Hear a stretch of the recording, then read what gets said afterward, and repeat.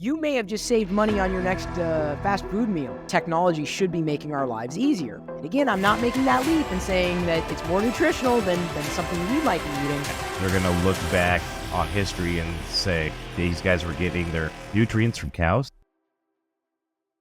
We've got a Darth Vader Instant Pot, and if you didn't know, Star Wars branded Instant Pots exist, and every week or week and a half, depending on how long it takes to get through them, I'll just put in like beans, like pinto beans, and like 2 bags full, and then cook them. And then I have those for lunch, like, indefinitely. So that's what I've been eating for lunch for like 2-3 years now. Pretty routine. There are exceptions. Whopper Wednesday. Burger King does not pay me, nor does Instant Pot, but you can get a $3 Impossible Whopper, great for vegans like me, as well as a regular Whopper for $3 on Wednesdays here in the U.S. And so I look, Wednesday is my favorite day because of that. I know everyone looks forward to Friday, but it's Wednesday for me because they don't do $3 Whopper Fridays. That's not a thing. But $3 Whopper Wednesdays is something that if you didn't know, now you may have just saved money on your next fast food meal on Wednesday. You may not have known about that, but it's kind of a hidden secret. Not a lot of people know that. Thank you, Chris. I always forget about it. How could you? Glendon, even on Wednesdays in chat, like when I'm like popping in, I will say it's Whopper. I will even say it's Whopper Wednesday. I will, okay, I promise you this. Not every week, Glendon, because, I can't, I'm not going to be on the hook, but I will make a concerted effort this week to say, hey, it's Wednesday, it's $3 Whopper. And that's a big deal, especially. And that goes for the Impossible Whopper too, right? Yeah, that's the thing, is that, you can try it if you've never had it. Some meat eaters, don't like the texture, flavor, whatever, but I really don't have that much of a choice. I mean, I do, in the sense that I don't have to get that food, but, you only live once, so and that's I tell you what, you want to talk about where technology is really taking hold, specifically what they're doing, and it is manufactured, right? It is man-made, quote unquote, meat or meat product. But I would argue that the people who say, "Whoa, what are you eating? That's pig sludge. That's not real food." I'm like, the garbage that y'all eat, flagging me for trying an Impossible or having, like, say, Impossible or Beyond, quote unquote. Yes. Like, it's like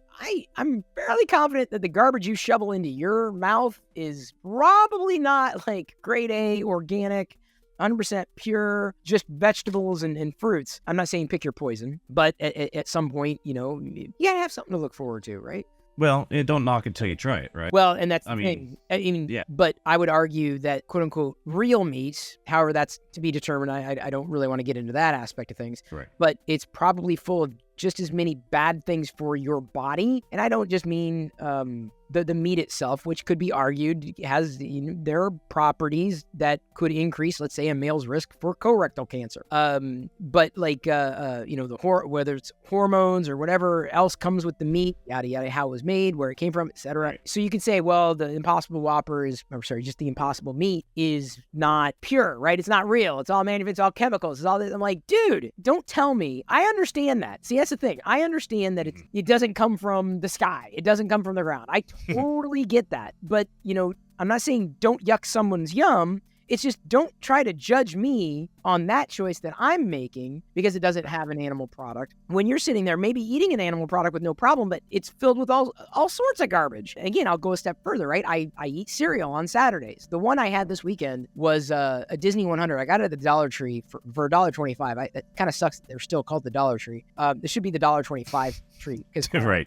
I dollar and something tree. Yeah, it's bizarre. Inflation. And got it. And it was actually, the ingredients list was, I'm not going to say normal, but there weren't like any additives or like dyes that you would expect. It was a good flavor. Yeah. I mean, yes, it has preservatives. It is a manufactured food product, but in terms of like the listing of the product or in the ingredients list, I was actually kind of shocked that it was good. It wasn't that bad. So I do understand that we have a lot of food choices out there and you don't have to choose every one of them, but this is where I'll come back to where technology should be making our lives easier. And I'm not making the leap from talking about Impossible or Beyond or any faux meats are the better option because it may not be for you. I mean, there's some people who need something else. Like, let's say females have had issue going vegan and needing to introduce other ways of getting what their nutrients, including like fish from fish. That has been shown a few times over. So everybody's body's different. So I'm not judging and saying that the food choice that I have is the same way that yours should be. But technology could very well and should very well be making our lives better in terms of what we might be ingesting on a daily basis. Because whether we're talking about like the treatment of water, whether we're talking about the food products and optimizing it, not necessarily just for flavor, but specifically for the nutritional value.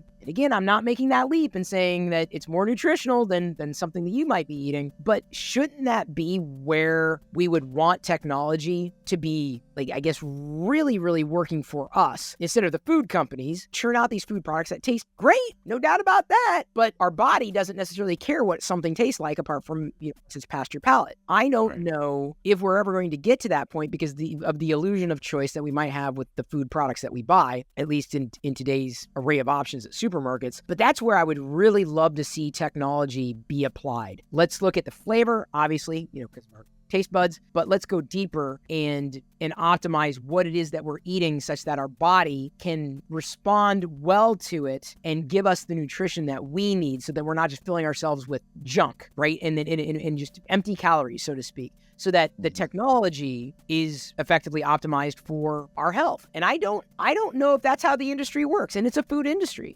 I gotta be honest, it's kind of maddening. They've optimized with technology, like let's say I wasn't even planning on going on this topic, but it's true, right? They've optimized the what do they call it? The line, where the assembly line or whatever, where. Oh, okay. Yeah.